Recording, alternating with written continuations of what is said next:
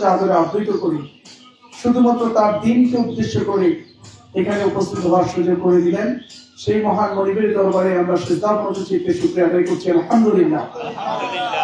দুরূদ তাসবিহ পেশ করছি মানবতার মুক্তির দুরূদ আখির নবী হযরত মুহাম্মদ সাল্লাল্লাহু আলাইহি ওয়াসাল্লামের দরবারে এবং সমস্ত শহীদ ভাইদের শাহাদাতের সর্বোচ্চ মর্যাদা কামনা করছি, আল্লাহুম্মা আমিন।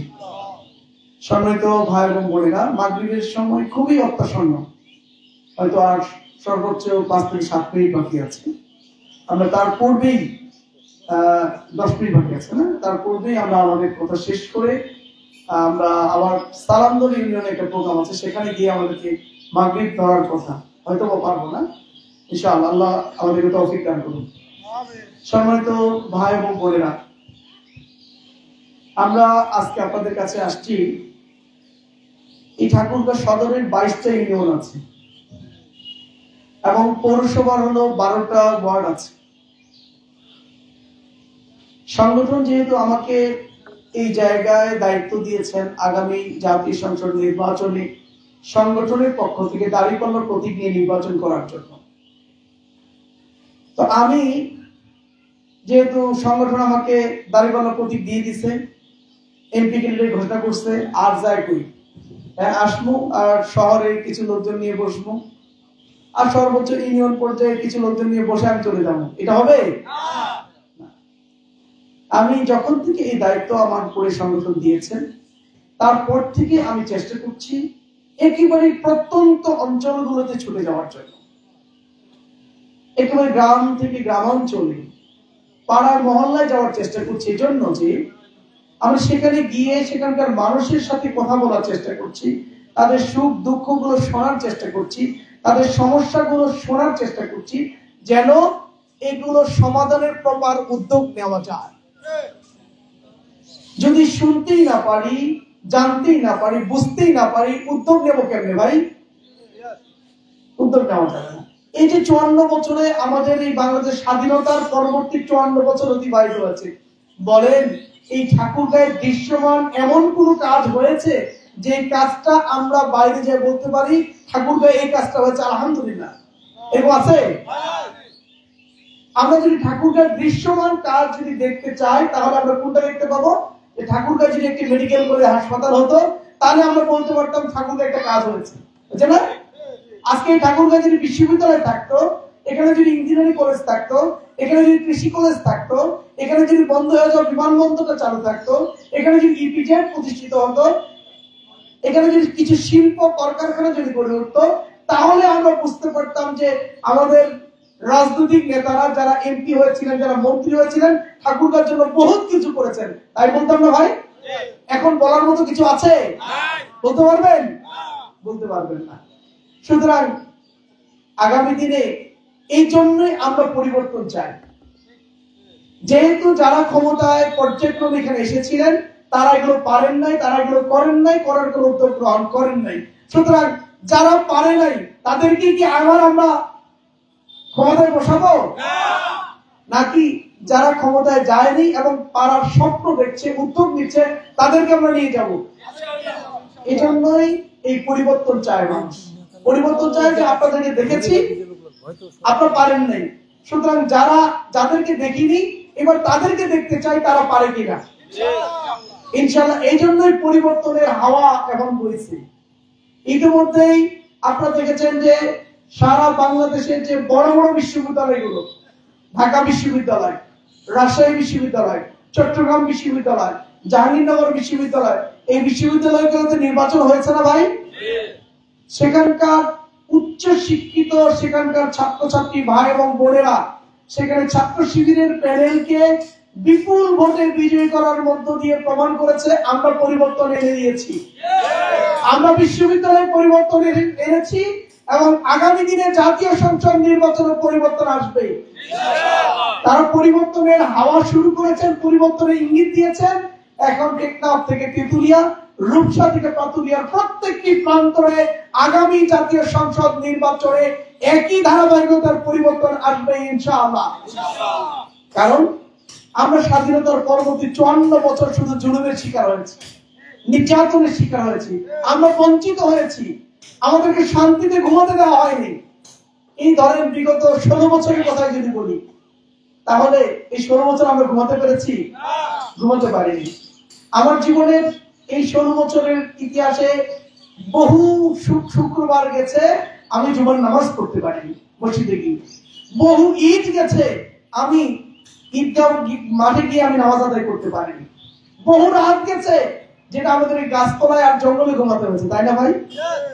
সেখান থেকে যখন 5ই আগস্ট আমরা মুক্ত হলাম, যখন 5ই আগস্ট তরুণ ছাত্র যুবকরা, তারপরে মজুর শ্রেণীর মানুষগুলো, কারখানার শ্রমিকরা যখন রাজপথে নেমে বুকের তারা রক্ত ঢেলে দিয়ে জীবন দিয়ে যখন একটি ফেসিবাদ মুক্ত বাংলাদেশ উপহার দিলেন আমাদের সামনে, আমরা ভেবেছিলাম এই অভ্যুত্থানের মধ্য দিয়ে আমরা মুক্ত হয়েছি। মানুষ হয়তো ভেবেছিল এবার মনে মুক্তি পেলাম, এবার শান্তিতে ঘুমাবো, শান্তিতে ব্যবসা করব, শান্তিতে সুখে শান্তিতে ফ্যামিলি নিয়ে থাকবো, এই প্রত্যাশা কিন্তু মানুষের ছিল। আচ্ছা বলুন, যে আমাদের এই যে 5ই আগস্টের পরে যে প্রত্যাশা নিয়ে 5ই আগস্ট ঘটলো, 5ই আগস্টের পরে কি সেই শান্তি, সুখ, সেই নিরাপত্তা আমরা পেয়েছি? এই জন্য মাঝে মাঝে বলি যে লাউ সেই কদু। সকালে যেটার নাম ছিল লাউ, দিন শেষে রাতে এসে সেটা কি হয়ে গেছে? কেউ বলছে কদু, কেউ বলছে লাউ, জিনিস কিন্তু কি একটাই। তো আমাদের অবস্থাটা হচ্ছে তাই। 16 বছর যা দেখলাম, যেখান থেকে বাঁচতে চাইলাম, যেখান থেকে মুক্তি পেতে চাইলাম, 16 বছর পরে 5ই আগস্টের গণঅভ্যুত্থানের পরে একই জিনিস আমাদেরকে দেখতে হচ্ছে, তাই না ভাই? আমরা এজন্যই আজকে সুর উঠেছে, আওয়াজ উঠেছে, নো, আর আমরা পিছনের দিকে যেতে চাই না। তোমরা পারো নাই, আর পারবা না। এবার যারা আসে নাই তাদেরকে আমরা দেখবো তারা কি করে আমাদের জন্য। ইনশাআল্লাহ আমি আপনাদেরকে কথা দিচ্ছি, আমরা পারবো ইনশাআল্লাহ। আমরা পারবো, 1 বছর প্রমাণ করেছি। এই 1 বছরের মধ্যে আমাদের দ্বারা কেউ লাঞ্ছিত হয়েছে, জুলুমের শিকার হয়েছে, মিথ্যা মামলার শিকার হয়েছে, কারো কাছে চাঁদা নিয়েছি, কাউকে জুলুম চালিয়েছি, কারো বাড়িঘর দখল করেছি, কারো দোকান দখল করেছি, এই রেকর্ড আছে ভাই? এটি জামাত ইসলামীর পক্ষেই সম্ভব। বরঞ্চ এই 1 বছরের মধ্যে দেশ গঠনে আমরা যে ঐতিহাসিক ভূমিকা রেখেছি, এটি দেশের মানুষ আগামী জাতীয় সংসদ নির্বাচনে সেটি প্রমাণ করবে ইনশাআল্লাহ। আমরা 5ই আগস্টের পরে যখন আমরা আহতদের ট্রিটমেন্টের জন্য প্রত্যেকটা হাসপাতালে রোগীদের দাঁড়ে দাঁড়ে ঘুরেছি, কিবা যায়নি?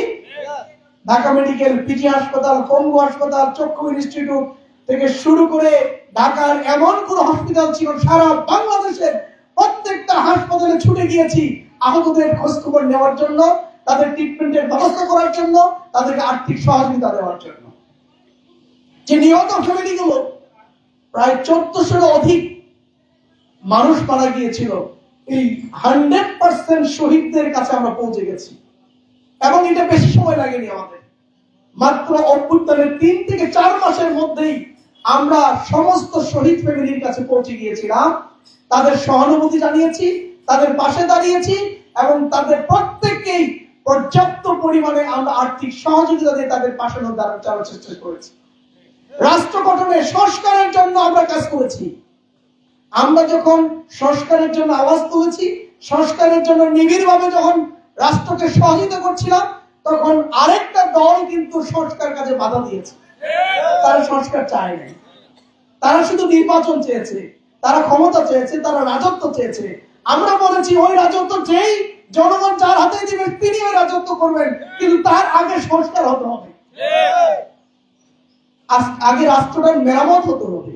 এই যে 16 বছর ভঙ্গুর একটা দেশ বিচার ব্যবস্থাকে ধ্বংস করেছে, আইন শৃঙ্খলা বাহিনী শেষ করে দিয়েছে, অর্থনীতিকে ধ্বংস করে দিয়েছে, ব্যাংকিং ব্যবস্থাকে ধ্বংস করে দিয়েছে, সবকিছু শেষ করে দিয়েছে।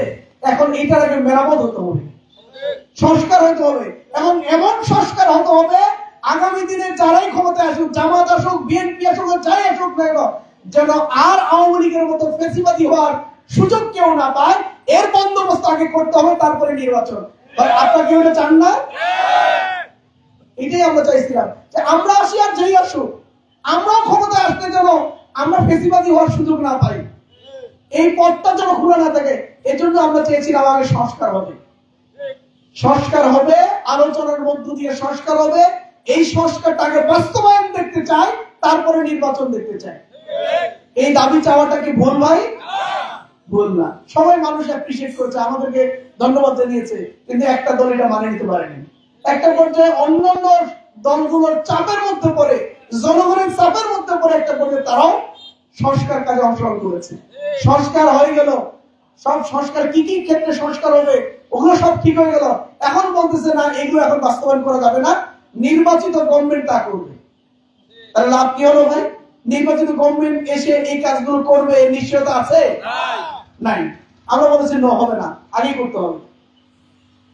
মানতে চায় না। একটা পর্যায়ে এখানেও জনগণের চাপের মধ্যে পড়ে, রাজনৈতিক দলগুলো চাপের মধ্যে পড়ে এটাও মানতে বাধ্য হলো যে ঠিক আছে তাহলে হোক। কি হবে? এটার জন্য তাহলে গণভোট দিতে হবে। আরো নিচ্ছে না যে আমি আর কথা বাড়াবো না। আমি আপনাদের কাছে দোয়া চাই, আপনাদের আন্তরিক সহযোগিতা চাই, এবং ন্যায় ইনসাফের প্রতীক দাঁড়িপাল্লার পক্ষে পরিবর্তনের জন্য ভোট চাই। আপনাকে ভোট দেবেন ইনশাআল্লাহ? আল্লাহ কবুল করুন। ভয় ভীতির ঊর্ধ্বে ওঠে আল্লাহু আকবার, আল্লাহু আকবার। আল্লাহ হলো সবচেয়ে বড়। দুনিয়ার কোন শক্তির কাছে মাথা নোয়াবেন না, দুনিয়ার কোন শক্তিকে ভয় পাবেন না, ভয় পাবেন শুধুমাত্র আল্লাহ সুবহানাহু ওয়া তাআলাকে। দুনিয়া ওই আল্লাহ ব্যতীত কাউকে ভয় করবেন তো শিরক করবেন, ঈমান থাকবে না। সুতরাং ভয় করবে আল্লাহ সুবহানাহু ওয়া তাআলাকে। ভয় ভীতির ঊর্ধ্বে উঠে এবার পরিবর্তন আনতে হবে। পরিবর্তন যদি না আসে, এক জায়গার এক গোলামির থেকে মুক্ত হয়েছি, আরেক গোলামির মধ্যে পড়তে হবে। আমরা আর গোলামির স্বীকার করতে চাই না। আল্লাহ আমাদের তৌফিক দান করুন। আমিন। আসসালামু আলাইকুম। চলো, মসজিদ কোথায়? এখানে আশপাশে সামনে চলো।